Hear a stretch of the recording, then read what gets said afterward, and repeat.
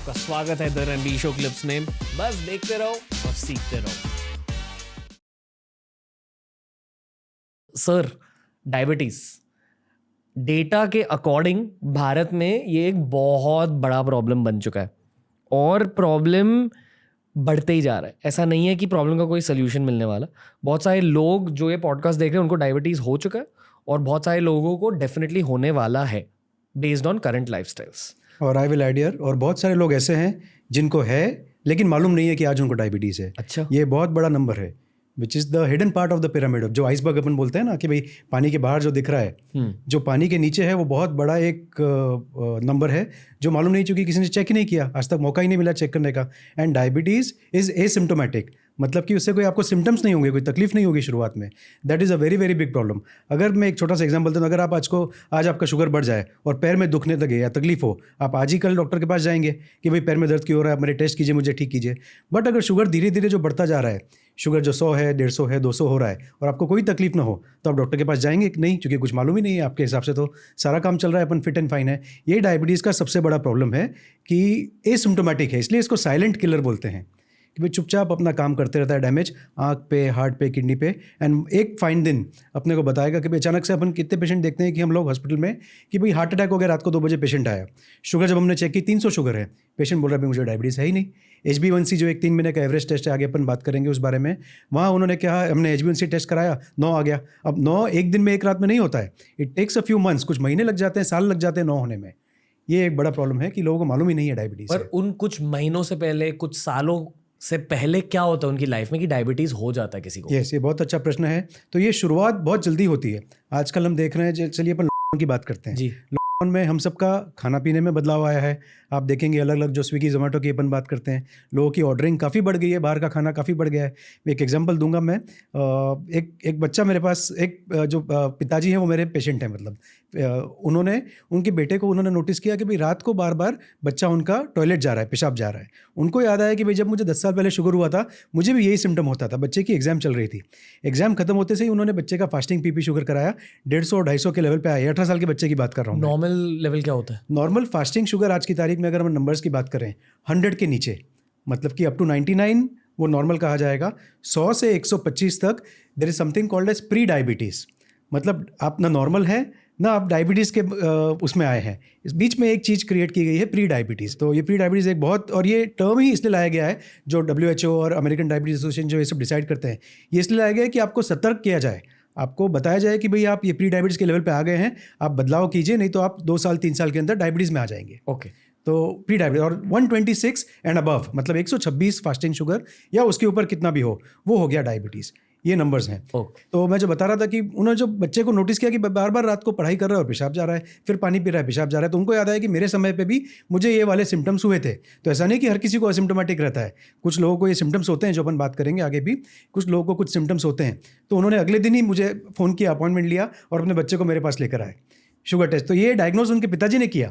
अगर पिताजी नहीं ध्यान देते कि भाई पेशाब कर रहा है, बच्चा भी नहीं कुछ बताने वाला था, तो कैसे मालूम पड़ता कि शुगर है? कुछ साल निकल जाते हैं, कभी कभी किडनी खराब होती है, उसके बाद लोग आते हैं, हार्ट अटैक होने के बाद लोग आते हैं। बहुत लोगों ने ये डायबिटीज शब्द सुना है पर एग्जैक्टली समझते नहीं कि डायबिटीज होता क्या है। तो आप एक 5 साल के बच्चे को डायबिटीज के बारे में समझाओगे कैसे? सॉरी यार, आपका पॉडकास्ट का फ्लो तोड़ दिया, पर मैं बस ये कहना चाहता हूँ, firstly thank you for supporting us through out the years. Secondly, हमने एक नया इनिशिएटिव स्टार्ट किया जिसका नाम है बियर बाइसेप्स स्किल हाउस। इसकी इंटेंशन ये है कि भारत की अपस्किलिंग जर्नी में हम अपना थोड़ा सा योगदान दे दें। हम लेकर आए आपके लिए कमर्शियल एडिटिंग का कोर्स, क्योंकि ये है बियर बाइसेप्स टीम का कोर स्किल सेट। बहुत सारे अपस्किलिंग कोर्सेज आ रहे हैं, तो at least check out BeerBiceps skill house, follow our YouTube channel, follow our Instagram page. But for now enjoy this episode of TRS। तो diabetes simple शब्दों में ये है कि भाई अपने शरीर में शुगर बनता है और शुगर यूटिलाइज हो जाता है, मतलब इस्तेमाल हो जाता है। नॉर्मल जो आदमी है उसमें वो शुगर अपने आप इस्तेमाल हो जाएगा, बॉडी में अपने फैट में, मसल में जाएगा और अपने आप इस्तेमाल हो जाएगा। हम खाना खाते हैं, तो जब आप कुछ भी खाते हो, चाहे वो नट्स हो, घी, कार्बोहाइड्रेट्स, प्रोटीन, कुछ भी, बेसिकली आपकी बॉडी उस चीज़ को ब्रेक डाउन कर देती है और उसे यूज़ करती है। बिल्कुल सही है। जो कहते हैं कि अगर आप बॉडी को ब्रेक डाउन करें तो बॉडी के बिल्डिंग ब्लॉक्स सेल्स होते हैं, उसी तरह किसी भी फूड के बिल्डिंग ब्लॉक्स ग्लूकोज होते हैं। करेक्ट? बिल्कुल सही। एकदम अगर आप फूड को ब्रेक डाउन करो उससे निकल के आता है ग्लूकोज। आपकी बॉडी आपके खाने को ग्लूकोज में कन्वर्ट कर देती है। यहाँ तक सही बोल रहा हूँ? बिल्कुल सही, यस। अब इसे ग्लूकोज में कन्वर्ट करने के लिए एक हार्मोन की जरूरत लगती है जिसका नाम है इंसुलिन। आप प्लीज मुझे करेक्ट करो, ये मैं नहीं, बिल्कुल सही जा रहे हैं आप, सही बोल रहे हैं। इंसुलिन है जिससे ग्लूकोज ब्रेक डाउन होगा और फिर मसल में, फैट में और अलग अलग जगह जहाँ उसको पहुँचना चाहिए, जहाँ इस्तेमाल के लिए ज़रूरी है, वहाँ वो चला जाएगा। ओके। तो ये होती है एक नॉर्मल फंक्शनिंग बॉडी जो खाने को ग्लूकोज में ब्रेक डाउन करेगी इंसुलिन के थ्रू। ठीक है। हार्मोन का मतलब है आपके बॉडी में एक चीज होती है जिसकी वजह से कोई और फंक्शन हो जाता है। यानी कि जैसे एक चाबी की वजह से एक ताला खुलता है, उसी तरह हॉर्मोन्स किसी फंक्शन को क्रिएट करता है। तो इंसुलिन आपके खाने को ब्रेक डाउन करके ग्लूकोज में कन्वर्ट करती है और फिर आपकी बॉडी ग्लूकोज को एनर्जी के लिए यूज करती है। जब आप खाना खा लेते हो आपको एनर्जी मिल जाती है, वही लॉजिक है। बिल्कुल सही। पर 2 टाइप के डायबिटीज होते हैं, type 1 diabetes, type 2। Type 1 genetic case होता है, मतलब पैदाइशी आपको टाइप 1 डायबिटीज हो सकता है। नहीं, यहाँ थोड़ा सा करेक्ट करूँगा। टाइप 1 यंग लोगों में होता है। जेनेटिक मतलब ऐसा नहीं कि पेरेंट्स में से आया है, मतलब टाइप 1 बच्चे को है तो ज़रूरी नहीं कि माता पिता में हो। इनफैक्ट जो उसका जेनेटिक कंपोनेंट है, माता में है अगर, तो बच्चे में होने के 3% चांस ही है। ओके। माता पिता दोनों में है तो 6-7% चांस ही है जी। तो this is basically N auto immune condition. आपके शरीर में ही कुछ ऐसे पदार्थ होते हैं जो इंसुलिन के अगेंस्ट काम करने लग जाते हैं। पर ये पैदाइशी होता है? नहीं, पैदाइशी भी हो सकता है, न्यूनेटल डायबिटीज, बट ये बचपन में भी हो सकता है, ये 15 साल के लोग उम्र में भी आ सकता है, 20 साल 25 साल की उम्र में भी आ सकता है, बट जनरली स्पीकिंग यंग लोगों में होता है। ओके। ऐसा नहीं कि भाई पैदा हुए और अगले दिन ही डायबिटीज डायग्नोज हो गया, नहीं। ओके। जैसे वसीम अकरम को type 1 He diabetes. has type 1 diabetes. Lot of celebrities have type 1 diabetes. Yes. और वो एक एथलीट है, मतलब हेल्दी है, फिर भी Absolutely. टाइप 1 डायबिटीज हो गया। बिल्कुल, उनको टाइप 1 डायबिटीज था, मतलब टाइप 1 डायबिटीज था, उसके साथ उन्होंने इतना अच्छा करियर किया है। प्रियंका जोनास के जो हस्बैंड हैं, Nick Jonas, he has type 1 diabetes. Okay. He has type 1 diabetes. तो आप देखिए कितना सक्सेसफुल लोग हैं। और भी बहुत सारे एग्जांपल्स हैं जिनको ये डायबिटीज़ है टाइप 1। बट एक चीज़ जो मैसेज मैं याद देना चाहूँगा अपने सुनने वालों को कि डायबिटीज़ चाहे टाइप 1 चाहे टाइप 2 आपके ज़िंदगी में, आपके करियर में कोई चेंज नहीं लाएगा जी। अगर आप सतर्क रहें, अगर आप अपना कंट्रोल अच्छे से करें, अच्छे से डॉक्टर को दिखाएं, जो दवाइयाँ लें, तो ये कोई बदलाव नहीं करेगा और आप सक्सेसफुल हो सकते हैं। ये बहुत बड़ा मैसेज है। ओके। और टाइप 2 डायबिटीज आपके लाइफस्टाइल की वजह से होता है अक्सर या हमेशा? हमेशा। This is a lifestyle disease. Okay. मतलब अगर आपने बॉडी का ख्याल नहीं रखा, खुद का ख्याल नहीं रखा, तो टाइप 2 डायबिटीज हो सकता है। और जब लोग कहते हैं कि यार डायबिटीज हो गया, they actually talking mostly about type 2 diabetes, because 90-95% diabetes जो है वो टाइप 2 है। तो अगर अपन कह रहे हैं डायबिटीज है तो अपन टाइप 2 की ही बात कर रहे हैं, अनलेस अपन स्पेसिफाई करें कि भाई टाइप 1 में ऐसा कुछ हो रहा है। ओके। तो बेसिकली मान लो आपने जिंदगी भर खुद का ख्याल नहीं रखा, जो मोस्टली डायबिटीज टाइप 2 पेशेंट्स में क्या होता है कि आपने बहुत सारे डिजर्ट्स खाए हैं जिंदगी भर, आपका वेट गेन हो चुका है, चावल भर भर के खाया है जिंदगी भर, हमेशा इडली डोसा आप खाते हो, बहुत अल्कोहल पिया है जिंदगी भर, ऐसी नॉटी चीज़ें करी है।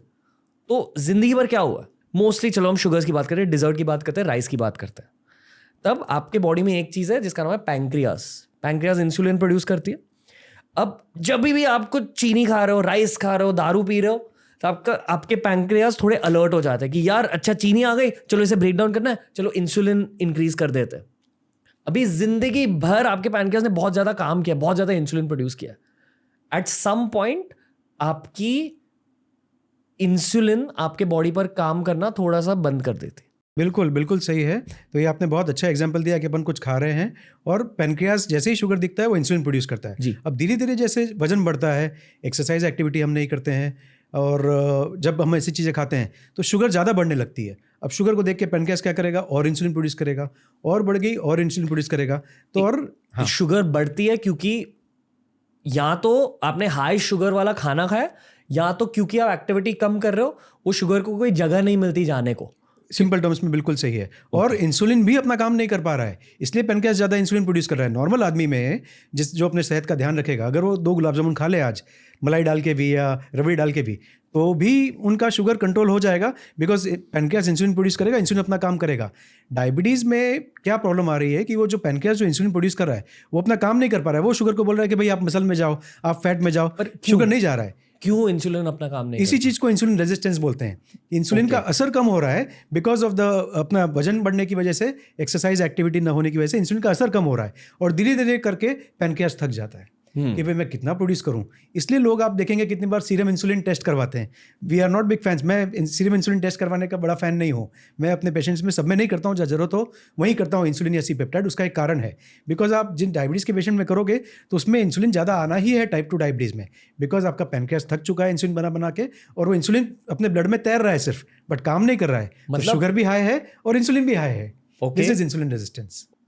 मतलब मान लो अगर आपकी इंसुलिन रेजिस्टेंस हो गई तो आपका इंसुलिन आपके ब्लड स्ट्रीम में चले जाता है। वैसे भी जाता है ब्लड स्ट्रीम में, तो वैसे भी जा रहा है, और ब्लड स्ट्रीम में जाके वो अपना काम करता है। खून भी, अरे शुगर भी तो ब्लड में ही है, तो वहाँ जो ब्लड में शुगर जो तैर रहा है उसको बोलेगा कि चलो तुम भाई मसल में जाओ या तुम फैट में जाओ, ब्लड को खाली करो, ब्लड शुगर नहीं बढ़ना चाहिए। Okay okay okay. तो शुगर सुनता ही नहीं है, डीट हो गया एकदम से, बिकॉज अपन ने शरीर को ऐसा बना दिया है कि शुगर भी बढ़ते जा रहा है बट इंसुलिन को अपना काम नहीं करने दे रहा है। इंसुलिन रेजिस्टेंस को इस तरह से हम समझा सकते हैं। ओके, इट्स लाइक मान लो पैनक्रियास एक गन की तरह होती है, और जिंदगी में अगर आपने उस गन को बहुत ज्यादा अब्यूज किया तो उस गन की फायरिंग थोड़ी कम हो जाती है। फायरिंग तो इनफैक्ट नहीं, फायरिंग बढ़ रही है, गोलियां ज्यादा निकल रही हैं, बट वो गोली टारगेट पे नहीं जा रही है। ओके, फायरिंग बढ़ गई है बिकॉज जितने बदमाश लोग घूम रहे हैं, समझो शुगर है तो उसको फायर करना है अपने को, तो पैनक्रियास तो फायरिंग कर रहा है बट गोली जगह पे नहीं लग रही है, तो बदमाश लोग भी बढ़ते जा रहे हैं और गोलियां भी बढ़ती जा रही हैं। मैं एक्चुअली समझने की कोशिश कर रहा हूँ इन मोर डिटेल। यस। तो नॉर्मली एक हेल्दी इंसान में मैं काफ़ी ज़्यादा हेल्दी हूँ, एलिजिबल भी हूँ, सिंगल भी हूँ, in case you want to set me up, पर मैं हेल्दी हूँ, एक्टिव लाइफस्टाइल है मेरी, बट आई लाइक फूड, तो आई एंड अप ईटिंग बाहर का खाना कभी कभी। पर क्योंकि मैं एक्सरसाइज कर रहा हूँ, तो मान लो कल जाके अगर मैंने पाव भाजी भी खाई, तो वो पाव भाजी, वो ब्रेड, वो आलू मेरे पेट में जाकर डाइजेस्ट होगा, उससे जो शुगर निकलेगा मेरे ब्लड स्ट्रीम में चला जाएगा। पर क्योंकि मेरी इंसुलिन रेजिस्टेंस नॉर्मली है, insulin sensitivity, insulin resistance normally है, इसलिए वो आलू और वो ब्रेड मेरे ब्लड स्ट्रीम में ज़्यादा अच्छे से यूटिलाइज होगा।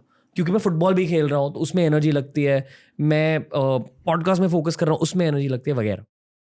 अगर एक अनहेल्दी इंसान जो एक्सरसाइज नहीं करता और जिसने ज़िंदगी भर बहुत डिजर्ट खाया है सपोज, या अल्कोहल पिया है, उसकी बॉडी उसी पाव भाजी को अलग तरीके से डाइजेस्ट करेगी। तो जब वो ब्रेड ब्रेक डाउन होगा पेट में इनटू शुगर, वो शुगर ब्लड स्ट्रीम में जाएगी। अभी यहाँ मेरी बॉडी में, अब मैं एक हेल्दी इंसान हूँ, वो शुगर मेरी ब्लड स्ट्रीम में ब्रेक डाउन होती है इंसुलिन की वजह से, उसकी ब्लड स्ट्रीम में क्योंकि उसके पैनक्रियास थक गए हैं जिंदगी भर के अब्यूज की वजह से, वो शुगर तैरती जाएगी। Correct explanation? बिल्कुल बिल्कुल सही है, क्योंकि जैसे ही शुगर दिखेगी, अपन ने पाव भाजी खाई, अपन ने कुछ एक डेजर्ट भी लिया जी, पैनक्रियास तो एक्टिव हो जाएगा कि भाई शुगर निकालो, अरे इंसुलिन बनाओ, और इंसुलिन बनेगा, वो उसकी शुगर को सही जगह पे पुश नहीं कर पाएगा। सही जगह मतलब मसल है, फैट है, वहाँ पे इंसुलिन का काम है कि शुगर को डाले, वो डाल नहीं पाएगा। तो जब उनमें आप खाने के बाद आप चेक करेंगे पाव भाजी के बाद 200 आ रही है शुगर, 250 आ रही है, 350 आ रही है, 300 आ रही है, और आपके जैसा आपने बताया कि आप एकदम हेल्दी हैं, फिट हैं, आपके इसमें करेंगे तो आपके 140-150 के ऊपर शायद नहीं जाएगी, 140 के ऊपर भी नहीं जाएगी खाने के बाद की, जो कि नॉर्मल शुगर है खाने के 2 घंटे बाद में, लेस देन 140। जो इंसुलिन का पर्पस है, इट्स बेसिकली वो जो शुगर या ग्लूकोज आपके ब्लड स्ट्रीम में तैर रहा है, उसको आपके बॉडी के हर सेल में कैसे भेजते हैं, वो इंसुलिन का पर्पस, उसको सही जगह पे पहुंचाना जहाँ उसका काम हो जाए। ओके, मतलब आपके बॉडी में सेल्स होते हैं, हड्डी के सेल्स होते हैं, स्किन, जो भी एटसेट्रा, अगर उनमें एनर्जी, उनमें पेट्रोल पहुंचाना है, वो होता है इंसुलिन का। बिल्कुल बिल्कुल सही है। ओके, अभी एक एक्सट्रीम डायबिटिक पेशेंट के केस के बारे में बात करते हैं ज़्यादा समझने के लिए। तो मान लो किसी को बहुत इंटेंस डायबिटीज़ हो गई है, वर्स्ट केस, तो फिर क्या होता है? फिर आपकी बॉडी उस शुगर को कैसे यूज़ कर पाती है? अब वहाँ पे ऐसा होता है कि बॉडी यूज़ ही नहीं कर पाती है। तो आप ध्यान देंगे कि जिनको शुगर 300-400 होती है, उनकी, जब मैंने एसिम्प्टोमेटिक की बात की थी कि भाई सिम्टम नहीं होते, जब इतनी ज़्यादा शुगर रहे और कुछ समय के ले रहे हैं, 6 महीने साल भर के लिए, उनमें सिम्टम्स आते हैं। सिम्टम्स क्या होते हैं? बहुत भूख लगना, बहुत प्यास लगना। तो आप देखेंगे भाई शुगर 400 है लेकिन इसको भूख लग रही है, क्योंकि आपकी बॉडी आपके दिमाग को ये कह रही है कि यार मुझे एनर्जी नहीं मिल रही, पेट्रोल ही नहीं मिल रहा। एग्जैक्टली, बिकॉज शुगर भी नहीं पहुंचा पा रही है, शुगर बड़ी होने के बाद भी, क्योंकि इंसुलिन अपना काम नहीं कर पा रहा है, तो वो फिर वो खाते बहुत हैं जी, तो वो डायबिटीज़ का सिम्टम है। प्यास लगना, भूख लगना, बार बार पेशाब आना, पेशाब आएगी फिर प्यास लगेगी, फिर पानी पिएंगे। पर पेशाब क्यों आता है इतना? पेशाब इसलिए आता है कि नॉर्मल शब्दों में बॉडी का एक तरीका है, जब शुगर मेरी 180 के ऊपर हो जाती है, किडनी का एक थ्रेशोल्ड होता है, हमारी जो किडनी है उसका एक थ्रेशोल्ड होता है कि 180-200 के ऊपर जब शुगर जाए, किडनी पेशाब के माध्यम से शुगर बाहर निकालती है। अच्छा, इसलिए आप देखेंगे भाई मेरी रिपोर्ट आई, पेशाब की शुगर प्लस प्लस प्लस आ गया। वो क्यों आया?